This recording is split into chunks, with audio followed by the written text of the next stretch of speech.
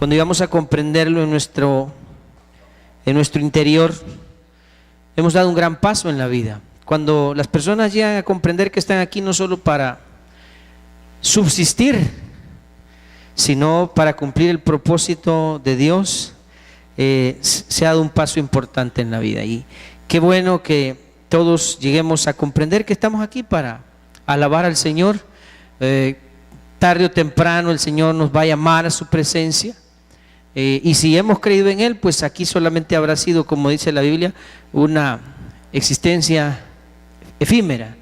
Somos como neblina, dice el Señor, estamos solamente por un tiempo y luego dejaremos de estar en este mundo para estar eternamente con Él. Así es que vivimos para alabanza de la gloria del Señor. Por eso es que lo más importante de todo lo que la Biblia enseña, fíjese que a Jesús le preguntaron, más bien le dijeron: Señor, ¿cuál es el más importante de todos los mandamientos? Y Él resumió toda la Biblia y dijo: toda la ley y los profetas se resumen en los dos mandamientos que bien conocemos. Amarás, le dice, al Señor tu Dios con todo tu corazón, con toda tu mente, con toda tu alma y con todas tus fuerzas. Ese es, dice, el principal mandamiento. Y el segundo, dice, es semejante a este, que es: amarás a tu prójimo como a ti mismo. Ok, pero todo eso podríamos aún resumirlo en algo todavía más pequeño. Y Dios, por medio de uno de sus siervos, nos enseña cómo podríamos resumir toda la Biblia. Toda la Biblia la podemos resumir en una oración. Vaya conmigo, por favor, al libro de Eclesiastés, capítulo 12, versículos del 9 al 14. Vamos a meditar. Eclesiastés, capítulo 12, versículos del 9 al 14. Eclesiastés, capítulo 12, versículos del 9 al 14. Lo tenemos, hermanos. Dice la Escritura, miren: y en cuanto más sabio fue el predicador, ¿qué hizo? Tanto más enseñó sabiduría. ¿A quién? Al pueblo. Entre más sabio fue, más enseñó. E hizo escuchar, e hizo escudriñar, y compuso muchos proverbios. Procuró el predicador hallar palabras agradables y escribir rectamente palabras de verdad. Las palabras de los sabios son como aguijones, y como clavos hincados son las de los maestros de las congregaciones dadas por un pastor. Ahora, hijo mío, a más de esto, sea amonestado. No hay fin de hacer muchos libros, y el mucho estudio es fatiga de la carne. El fin de todo el discurso oído es este. Y aquí viene la frase en que podríamos resumir toda la Biblia: teme a Dios y guarda sus mandamientos, porque esto es el todo del hombre. Porque Dios traerá toda obra a juicio, juntamente con toda cosa encubierta, sea buena o sea mala. Oremos, hermanos. Bendito Dios, en este momento en que nos disponemos a recibir esa palabra preciosa, que es alimento para nuestro espíritu, Señor, alimento espiritual, disponemos todo nuestro ser, espíritu, alma, cuerpo, o nuestros oídos y nuestra mente, nuestro corazón, atentos a lo que tú nos vas a decir en esta noche. Señor, edifícanos. Dios mío, corrígenos, instrúyenos, redarguye nuestras vidas, Señor, ahora que estamos aquí delante de ti. Te ruego, Señor, que quites todas esas cosas que nos distraen, esos pensamientos que en este momento puedan estarnos distrayendo. Quítalos de nuestra mente y ayúdanos, Dios, a recibir esa palabra que tiene el poder para transformar nuestras vidas, Señor, para conducirnos y mantenernos en el buen camino, en el camino que es agradable para ti. Danos esa sabiduría, danos ese conocimiento, danos, Señor, esa gracia que anhelamos recibir a través de tu palabra. Bendito seas, amado Dios, por ella. Dios Padre, Dios Hijo, Dios Espíritu Santo, gracias por hablarnos esta noche. En el nombre de Jesús te lo pedimos. Amén y amén. Bien, estas palabras las escribió Salomón, quien se define a sí mismo en esta porción como el predicador, ¿sí? El predicador, o el que habla también de parte de Dios, el que transmite dichos profundos, palabras de sabios, el predicador, el que instruye al pueblo. El propósito de esta meditación, hermanos, es exhortar a vivir conforme al temor de Dios. Ese es el propósito de este pasaje, de esta meditación, perdón. Y el mensaje se titula El fin.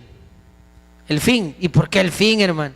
Sí, el fin de todo el discurso oído es este. Eso dice la porción que hemos leído, ¿o no? O sea, si usted dice, mire, hermano, ¿y para qué? Si nos pusieran a leer toda la Biblia, ¿con qué propósito nos pondrían a leer la Biblia? Con lo que dice ahí. El fin de haber leído todo esto es ¿para qué? Para que usted tema a Dios y guarde sus mandamientos. O sea, eso es todo por lo que nosotros venimos a la iglesia, es para que las personas teman a Dios. Ya vamos a hablar un poquito acerca del temor a Dios, pero Salomón dedicó mucho de su tiempo, de su vida, a enseñar acerca de la vida y de la sabiduría. Hablábamos hace tiempo, por cierto, cuando comenzamos a hablar los temas de familia, argumentábamos que en el mundo a la gente no le enseñan a vivir.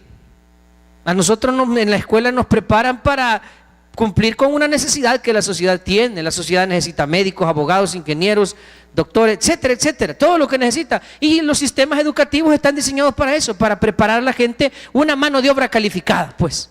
Para eso están diseñados los sistemas educativos. Pero el sistema educativo, las escuelas, los institutos, las universidades, no le enseñan a las personas a vivir. Y entonces, ¿a dónde le enseñan a uno a vivir? Porque hoy en nuestro tiempo hay padres que ya dejaron de cumplir con ese deber de enseñarle a los hijos la tradición que se transmite y se le enseña al hijo. Mire, respete, como decían antes, ¿verdad? Que le enseñaban a los hijos, mire, que usted respete a los adultos, usted salude cuando llegue a un lugar y salude cuando se vaya, etcétera. Esas cosas que antes se enseñaban, hoy parecen haberse dejado de lado. No se está enseñando a vivir. Y justamente la Biblia es ese manual por medio del cual Dios nos enseña a vivir. ¿Y dónde se transmite este conocimiento? Pues en la iglesia. Aquí es donde se enseña a vivir. Salomón dedicó su vida a aprender, a adquirir sabiduría. Y luego que adquirió sabiduría, por eso dice el versículo 9, veamos, dice, y cuanto más sabio fue el predicador, ¿qué hizo con toda esa sabiduría? Solamente para envanecerse diciendo soy una persona sabia. ¿Qué hizo Salomón con toda la sabiduría que adquirió? Enseñó al pueblo. Y aquí es donde también nosotros tenemos que aprender, hermano. Mire, si venimos a la casa de Dios y algo aprendemos del Señor y de su palabra, enseñémoselo a otros.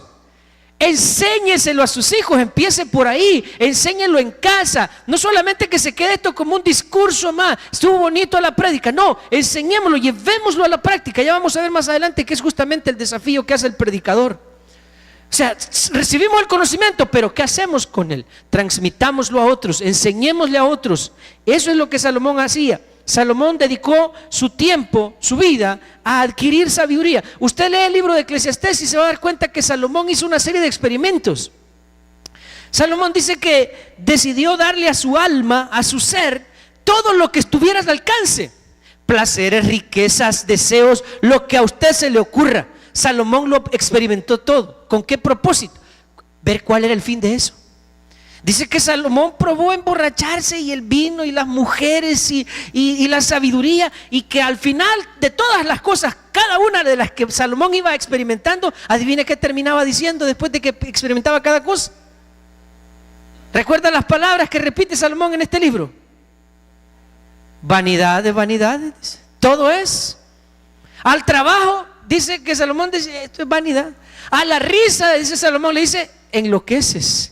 O sea, estar demasiado alegre era aburrido, terminaba siendo aburrido. Trabajar, ¿para qué trabajas?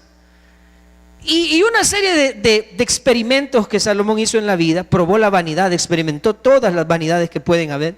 Como dice la primera carta de Juan en el capítulo 2, versículos del 15 en adelante, habla de que los deseos de la carne, la vanagloria de la vida, no provienen del Padre, sino del mundo. Todas esas cosas Salomón experimentó. Y luego de probar con todas ellas, él empezó a enseñar sabiduría acerca de vivir. Y mire, interesante que un hombre que dedicó su vida a probar todo lo que muchos seres humanos viven añorando durante toda su vida, él que lo experimentó todo, ¿a qué conclusión llegó al final de su vida? Dijo, no, es que no hay nada más precioso que ser millonario. No hay nada más valioso que ser sabio. No hay nada mejor en la vida que tener 1000 mujeres. No hay nada mejor que ser un rey. ¿Con qué terminó Salomón, que experimentó todo lo que a un ser humano se le podría ocurrir? Alguien aquí soñará con ser rico, otro soñará con ser famoso, otro soñará con tener muchas mujeres, otro soñará, no sé con qué soñarán. Y verán como, ay, qué bonito sería esto, fantasías. Salomón lo experimentó todo y termina diciendo que al final lo único que de verdad importa en la vida es tener temor de Dios y guardar sus mandamientos. Él dedicó su vida a adquirir sabiduría para enseñar acerca de la vida. Inspirado por el Espíritu de Dios, él resumió toda su experiencia en esa frase: teme a Dios y guarda sus mandamientos. Pero hablemos un poco de la sabiduría, porque para aprender a vivir se necesita sabiduría. ¿Está de acuerdo conmigo en eso? Para aprender a vivir se necesita sabiduría.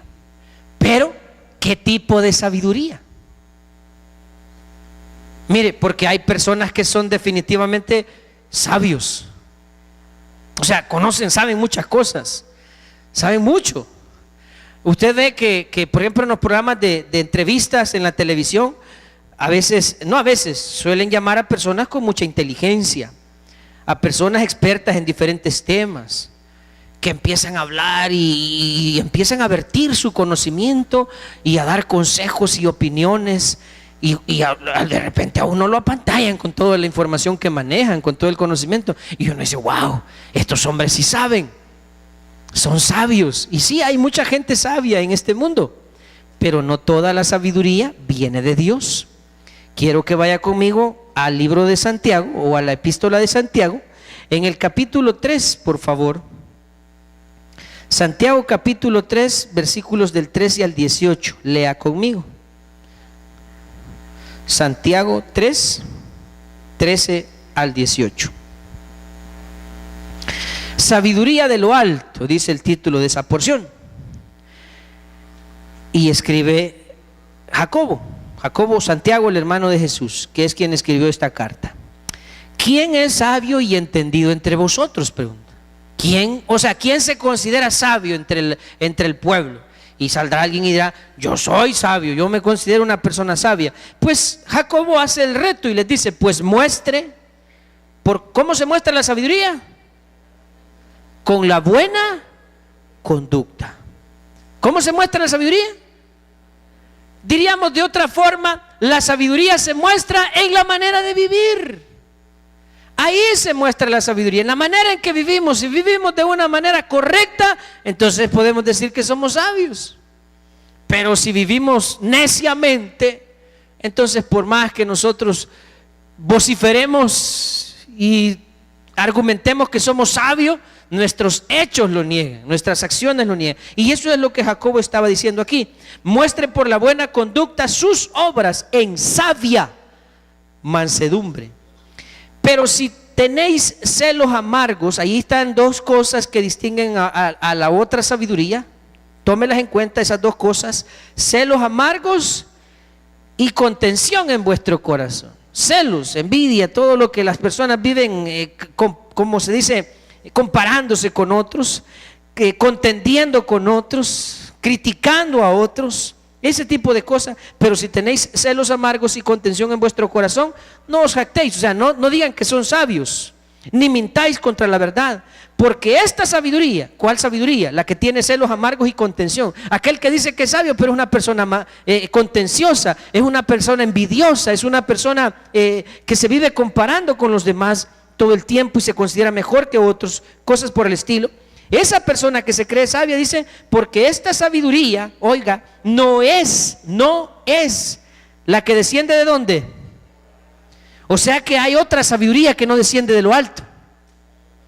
Allí dice, mire, esta sabiduría no desciende de lo alto, sino que es terrenal. ¿Qué más es? Animal. ¿Y qué otra cosa? O sea que hay sabiduría diabólica. ¿Aló? Sí, ¿verdad que hay sabiduría diabólica? Pues. Y todo, por ejemplo, ¿usted cree que Hitler no fue un hombre sabio? En cierto sentido sí lo fue. Fue sabio, o sea, tenía mucha inteligencia, pero ¿de dónde venía toda esa sabiduría? Era sabiduría animal, terrenal y diabólica. Y como esas, hermano, hay tanta gente que tiene una inteligencia, una astucia, sabiduría, pero que no viene de Dios, sino que viene ¿de dónde? Ahí dice, si es diabólica, ¿de dónde más puede provenir? Del diablo. Entonces, aquí es donde nosotros tenemos que detenernos y decir, bueno, sí, yo anhelo sabiduría para vivir. Yo quiero vivir bien. Yo quiero que al final de mis días pueda dar un vistazo hacia atrás y con toda tranquilidad, humildad y serenidad poder decir, Señor, me siento agradecido y me siento contento por la vida que he llevado. Eso es lo que todos deberíamos de decir al final de nuestra carrera, y no darle la marcha atrás y decir qué vergüenza, uy, cómo llegué hasta aquí. No, sino sentirnos satisfechos de lo que hemos hecho. Yo le comparto a mi familia y le digo, no es que yo estoy esperando irme ya, bueno, no sé, Dios sabrá en qué momento, yo ya estoy listo. Pero lo que le quiero decir es que si a estas alturas de mi vida el Señor me llamara a su presencia, yo me voy contento, me voy satisfecho. He hecho lo que tenía que hacer. No siento que no he quedado en deuda. He tratado de cumplir cada uno de mis roles en este mundo y de hacerlo lo mejor posible. El rol de padre, de hijo, de hermano en la fe, de un ministro de Dios. He tratado de hacer cada cosa que Dios me ha permitido, cada papel, cada rol que me ha permitido jugar, he tratado de hacerlo bien. Entonces, si ahorita me dice, Señor, mira, Alfredo, no cumpliste. Señor, yo hice mi mejor esfuerzo. Entonces, la sabiduría debe de sernos útil para que al final de nuestros días nosotros nos vayamos satisfechos, como Pablo se fue. Porque cuando Pablo se estaba despidiendo, ¿qué es lo que él dijo? ¿Recuerda lo que Pablo dijo ya al final de sus días? He acabado la carrera, dice. ¿Qué demás dice? He peleado la buena batalla, dijo. He terminado la carrera y he guardado la fe. Las tres cosas que Pablo hizo durante su vida: peleó la batalla, terminó la carrera, no se retiró a medio camino, peleó la batalla que Dios le ordenó pelear y guardó la fe hasta el último día de su vida. Pablo se fue satisfecho. Así cada uno de nosotros deberíamos de procurar, cuando en la medida en que el tiempo avanza, hacer también lo que la carta a los Efesios nos enseña en el capítulo 5, si no me equivoco.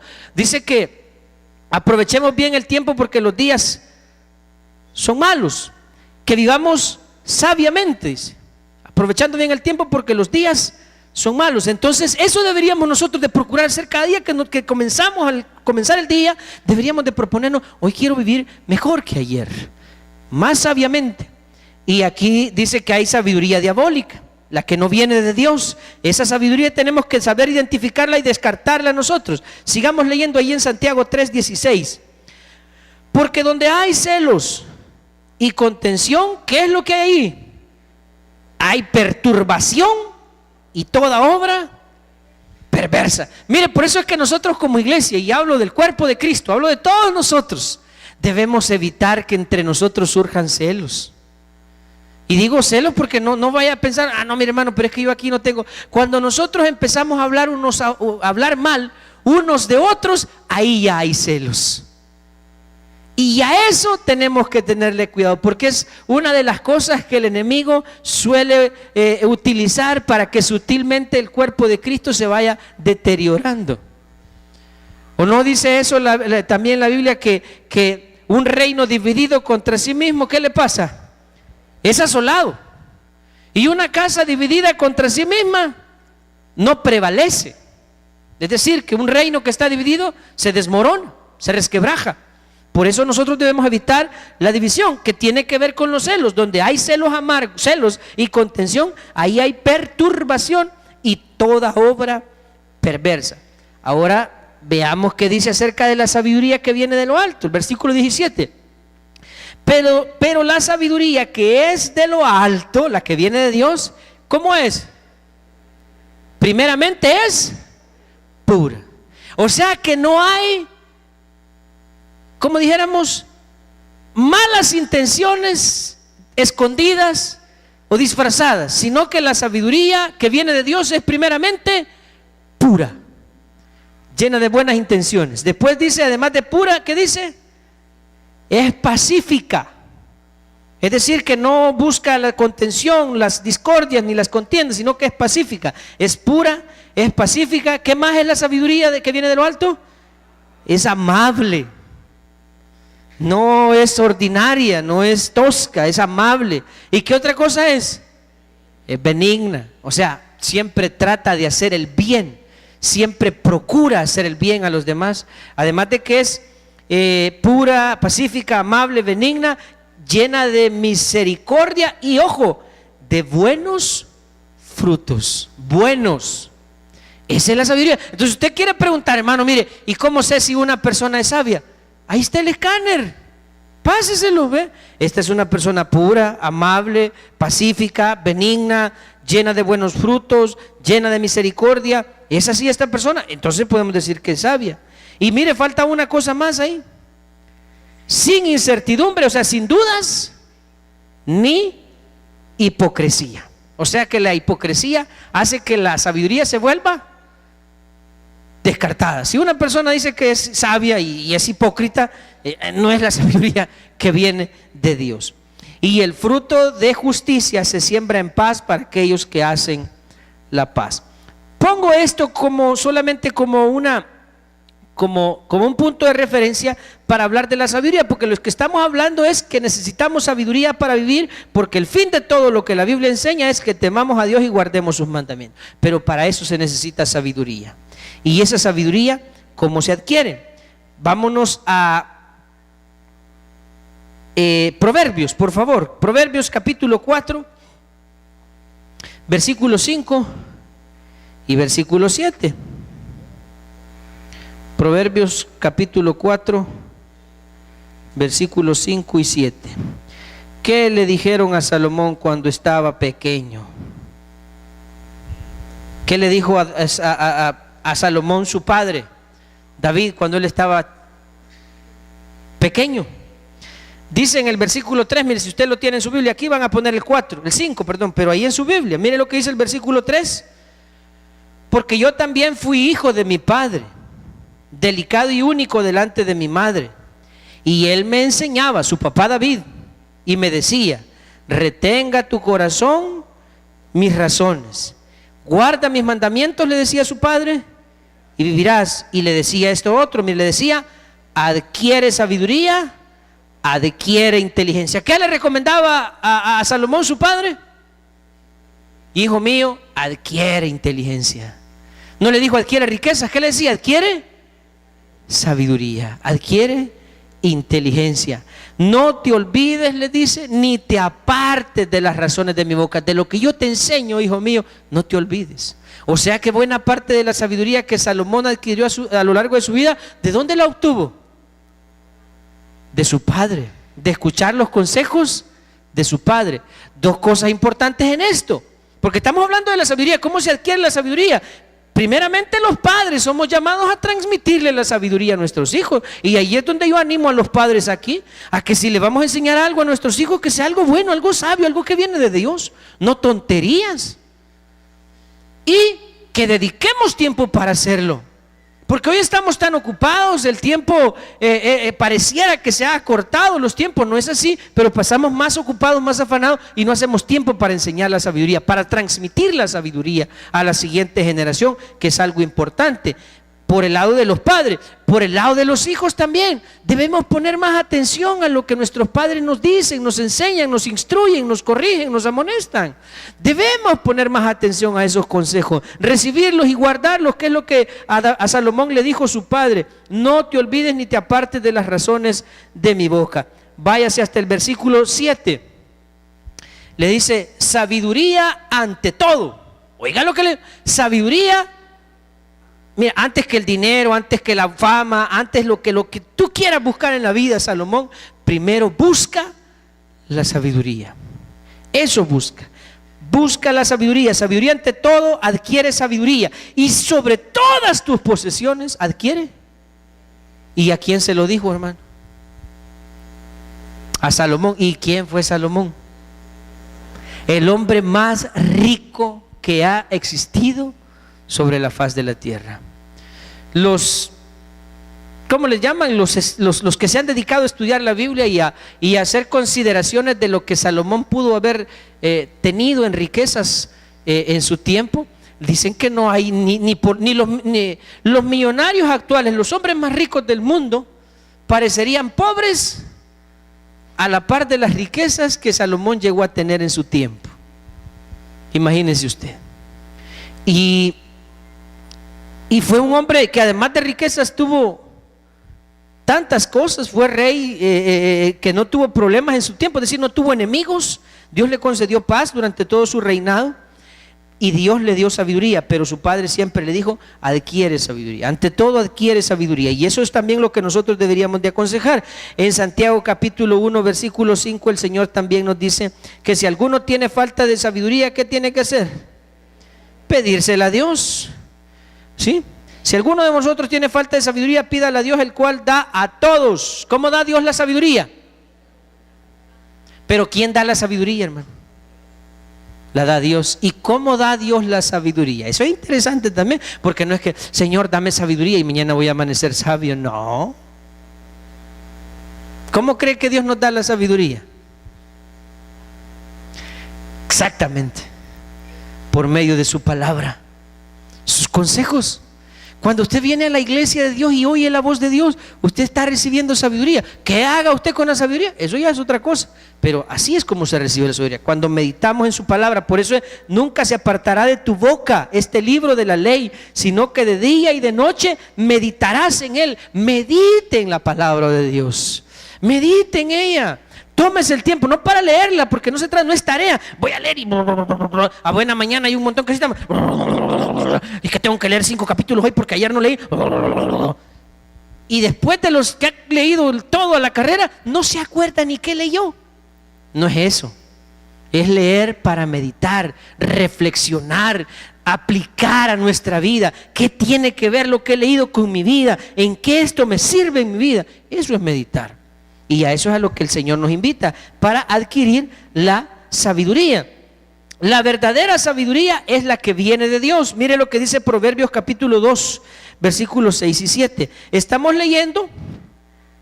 Se recuerda que en Eclesiastés dice que Salomón dedicó su tiempo a buscar la sabiduría y que luego enseñó. Y dice que él compuso muchos proverbios. ¿Y cuáles son esos? Los que estamos leyendo ahorita. Proverbios capítulo 2 versículos 6 y 7 dice: porque Jehová da la sabiduría y de su boca viene el conocimiento. O sea que si una persona quiere conocer, quiere tener inteligencia y quiere ser sabia, ¿a quién se la tiene que pedir? A Dios. Ahí hay que buscar la sabiduría, hay que buscarla por medio de su palabra, hay que buscarla en su presencia. Ahí se adquiere la sabiduría. Él provee de sana sabiduría a los rectos. Sana, porque ya vimos que está el animal terrenal y diabólico. Dios provee de sana sabiduría. Por eso es que no debemos cansarnos de decir: Señor, dame sabiduría, dame más sabiduría cada día más. Esa sabiduría se hace visible. Por eso es lo que yo le decía: ok, alguien dice que tiene sabiduría, pero ¿en qué se manifiesta esta sabiduría? ¿Y cómo la puedo poner en práctica? También ahí en el libro de Proverbios capítulo 1 versículo 7 dice que el principio de la sabiduría es el temor de Dios. ¿Cómo, hermano? ¿Cómo está la sabiduría? Y aquí volvemos a lo que estamos hablando allá en Eclesiastés. ¿Cuál es el fin de todo lo que la Biblia enseña? Teme a Dios. ¿Y qué es la sabiduría? Teme a Dios. O sea, una cosa lleva a la otra. Nosotros lo que tenemos que hacer para ser sabios es temer a Dios. Temer a Dios y guardar sus mandamientos. Porque eso es todo lo que el hombre necesita saber y tener en la vida. Eso es todo. Ese es el fin de todo el discurso. Hablamos de la Biblia y la Biblia nos va enriqueciendo día tras día. Pero el fin de todo el discurso es teme a Dios y guarda sus mandamientos, lo cual es la sabiduría. Volvamos al pasaje de Eclesiastés, mis hermanos. Capítulo 12, versículo 9. Y cuanto más sabio fue el predicador, tanto más enseñó sabiduría al pueblo. Pero no solo la enseñó, hizo que la gente escuchara, hizo que la gente escudriñara. ¿Y qué compuso? Muchos proverbios, los proverbios de Salomón, donde estamos sacando los pasajes que hemos meditado en esta noche. Procuró, dice, el predicador hallar palabras agradables, o sea, transmitirlas de una manera en que estas palabras fueran gratas a quienes las escucharan, gratas a quienes las recibieran. Buscó palabras agradables y escribir rectamente palabras de verdad. El versículo 11, las palabras de los sabios son como, ¿qué dice? Y yo quiero explicarle eso, como aguijones. El aguijón al que se refiere ese pasaje es parecido a lo que le dice Jesús a Pablo cuando se lo encuentra, cuando Pablo tiene un encuentro con Jesús y le dice el Señor, dura cosa te es dar cosas. ¿Contra qué le dice? No le hablaba del aguijón de un escorpión o el aguijón de una abeja, no. Aguijón le decían a una vara con un clavo en la punta que usted habrá conocido, los boyeros. Para guiar a los bueyes usaban, ¿qué usaban? ¿Cómo dicen? Les ponían el yugo, ¿verdad? Los unían a los bueyes con un yugo ¿y cómo los dirigía él? ¿Cuál era el timón de la yunta de bueyes? La vara. ¿Pero qué tenía esa vara? Los que conocen. En la punta tenían un clavo. Y allí iba el boyero y al que iba apoyando, ese buey jalaba para ese lado.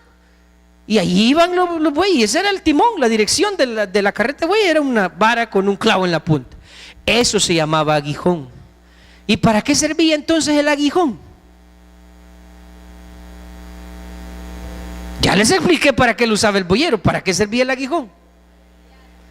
Para guiar, exactamente, para mantener a los bueyes por el camino que el boyero quería. Ahora, note esto, si la vara tenía un clavo, ¿qué cree que sentía el buey cuando lo puyaban? ¿Qué sentía? Dolor, obviamente, pero le servía porque le ayudaba a mantenerse. Así es la palabra de Dios, a veces duele. Diga ay en esta ocasión, no diga amén. La palabra de Dios a veces duele, pero ¿sabe qué? Nos ayuda a mantenernos. Por eso es que la palabra, dice Salomón, es como un aguijón. Así dice, las palabras de los sabios son como aguijones y como clavos hincados son las de los maestros de las congregaciones dadas. ¿Por quién dice? Los maestros de la... No, si hay gente a la que uno le cae mal por predicar, eso es sin duda alguna. A todos los pastores nos pasa eso. Nosotros platicamos que a veces la gente... Es inevitable, yo le puedo contar esto porque con los hermanos hablamos, que cuando un hermano se ha sentido ofendido por alguna predicación, lo que hace en esta congregación, algunos de ellos, es que se cambian del culto al que vienen. Así lo que dijo el hermano Nelson le pareció incómodo, por mí lo dijo, entonces se pasa para otro día que no predique el hermano Nelson. Y si lo que dijo el hermano Rafael le hizo sentir mal, entonces se pasa para otro. Y si lo que dijo el hermano Rafael, y así se van cambiando. Pero entienda esto, nosotros aquí solamente venimos a transmitirle el mensaje de Dios. Y en todo caso la palabra de Dios nos beneficia a todos. Nos sirve para mantenernos en el buen camino. nos sirve para mantenernos dentro de la voluntad de Dios, nos sirve para adquirir sabiduría, para mantener el temor de Dios todo el tiempo. Así dice el versículo 11, que son las palabras de los sabios, como aguijones y como clavos, las palabras de los maestros de las congregaciones dadas por un pastor.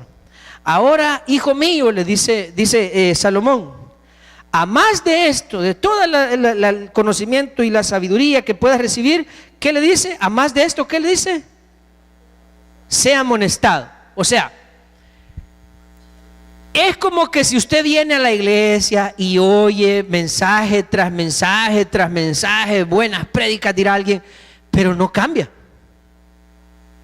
Pero su vida no muestra ninguna señal de cambio ni de arrepentimiento. Entonces, cuando el predicador le dice, sea amonestado, es que la palabra sirva para corregir tu vida.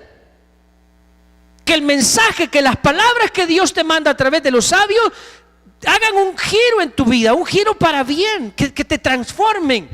Eso es lo que está diciendo. A más de esto, o sea, todo lo que te he dicho, que la Biblia es como un aguijón, que son como clavos hincados en la rodilla, eso, todo eso está bien, pero de nada va a servir si tú no eres amonestado con ella. Si la palabra de Dios no sirve para conducir tu vida, si solo la oyes por oírla y eres un oidor olvidadizo, alguien que no hace lo que escucha, entonces no sirve de nada. Es inútil la cantidad de veces o todo el conocimiento que haya podido recibir una persona si no es amonestado, es decir, si su vida no es confrontada con la verdad. Y dice, continúa diciendo el versículo 12, mire, no hay fin de hacer muchos libros y el mucho estudio es fatiga de la carne. Como dice también Pablo escribiendo a los Corintios, dice que la letra mata, dice, pero el espíritu vivifica. Así lo dice, la letra mata. ¿Cómo así? Mire, hermano, nosotros podríamos poner a alguien a leer la Biblia todo el día. Usted sienta, vaya, ponete a leer la Biblia, alguien, léela, de castigo, léela. Y la pasa leyendo unos 2 meses y la lee toda. O menos tal vez, menos tiempo, y la lee toda. Vaya, volver a leer y la vuelve a leer. ¿Acaso por el simple hecho de leer la Biblia una persona va a cambiar? ¿Qué tiene que hacer? Ponerla en práctica. Exactamente. Eso es lo que está diciendo aquí Salomón cuando dice, a más de esto sea amonestado, porque el mucho estudio, le dice, no es más que fatiga de la carne. O sea, ponerse a leer la Biblia por el simple hecho de leerla es fatiga de la carne. El punto es que la Biblia nos amoneste, que la palabra de Dios nos amoneste.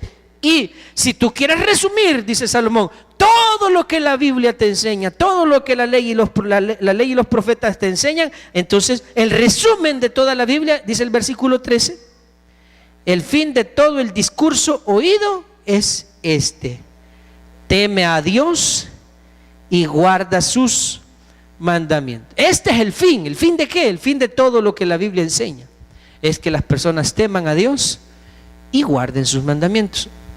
Alguien me dijo, hermano, ¿y qué es el temor a Dios? Nosotros tenemos algunas palabras para resumirlo. Temer a Dios es... Hace tiempo les compartí estas palabras: amar lo que Dios ama y aborrecer lo que Dios aborrece. Eso es el temor a Dios. Usted quiere respetar a Dios, haga lo que a Él le agrada, ame lo que Él ama y aborrezca lo que Dios aborrece. Dicho de otras palabras, el temor a Dios es aborrecer el mal camino. Eso es el temor a Dios, respetar la voluntad de Dios y tratar de mantenerse en ella. Eso es el temor a Dios y eso es lo que nosotros deberíamos de procurar. Alguien dijo, bueno, ¿y para qué tanto leer la Biblia y tanto enseñar de la Biblia? Para que la gente tema a Dios. Ese es el fin de todo, que temamos a Dios y que guardemos sus mandamientos. Pero alguien dice, no, mire, yo voy a vivir como yo quiera, yo no voy a guardar los mandamientos de Dios. No creo que eso me vaya a perjudicar al fin de cuentas. Mire lo que termina diciendo de Salomón en el versículo 14. ¿Por qué es que alguien debería de guardar los mandamientos de Dios? Porque eso es el todo del hombre. Es decir, la razón de ser es guardar sus mandamientos. Porque Dios traerá, dice, toda obra a juicio, juntamente con toda cosa encubierta, sea buena o sea.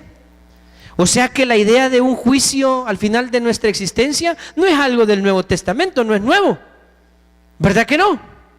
Salomón habla de que al final de nuestra existencia Dios va a traer todas nuestras obras a juicio. El escritor de la carta a los Hebreos, lo veíamos en el capítulo 9, versículo 27, dice que así como Dios ha establecido para todos los hombres que mueran una sola vez y después de esto el juicio, habrá un juicio para todos los seres humanos, y que aquellos que han puesto su fe en Jesús van a ser justificados, o han sido más bien ya justificados por el Señor, y no serán condenados con el mundo. Pero aquellos que no han creído en Dios, le han dado la espalda y no tienen temor de Dios, Dios va a traer todas sus obras a cuentas el día en que se presenten en ese juicio a rendirle cuentas a Dios. Así es que, ¿cuál sería entonces el consejo para nosotros? Teme a Dios y guarda sus mandamientos, y enséñele a otros a temer a Dios y a guardar sus mandamientos. Vamos a orar, hermanos. Amado Señor, por toda esa sabiduría que tú nos...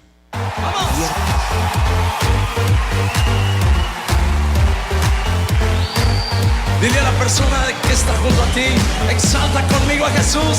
¡Vamos! ¡Sí!